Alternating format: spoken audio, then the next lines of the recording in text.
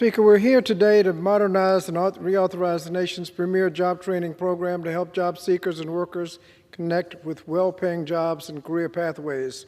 While the substitute offered by our colleagues does not meet the urgent needs to strengthen programs, I do want to make it clear that I welcome the opportunity to make further discussions as the bill heads towards the Senate. My goal is to forge common ground wherever we can, and I'm hoping that this can be the beginning, not the end of the conversation. The Republican substitute reauthorizes funding for the formerly programs, regrettably, at roughly the same levels as we have today. The status quo is not working, and as a result, the substitute will not provide the level of intensive training needed to move people into higher wage jobs.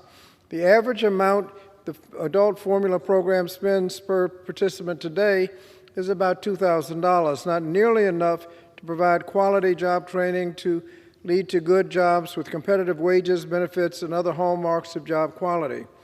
The Republican substitute continues the unacceptable status quo with respect to underinvestment in training.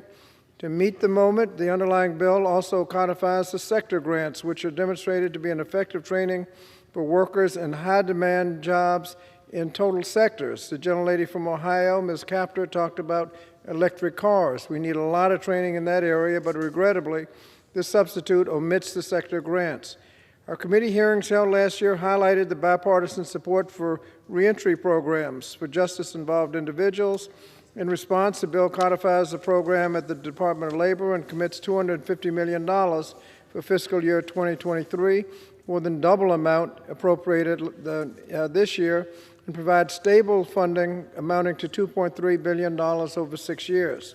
With 600,000 individuals released from our prisons and jails each year, close to half of them experiencing repeat contact with the criminal justice system within a year, funding levels to the substitute do not come close to meeting the critical needs to invest in services to help these individuals obtain and retain employment.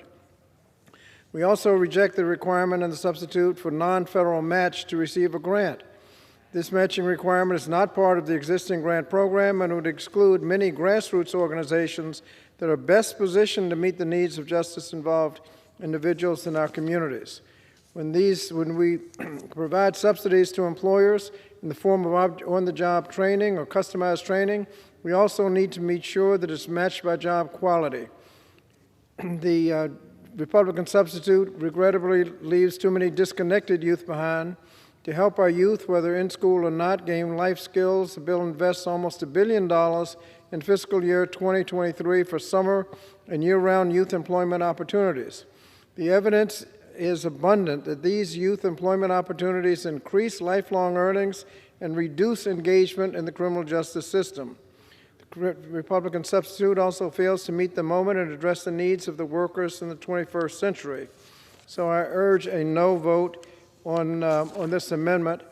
And in the remaining time, Madam Speaker, I would like to thank members of my staff on the Committee of Education and Labor that worked hard on this legislation, starting with Kevin McDermott, Scott Estrada, Lauren Obler, Phoebe Hall, Danielle Honore, Jessica Snyder, and former staff members Richard Miller and Katie McClellan.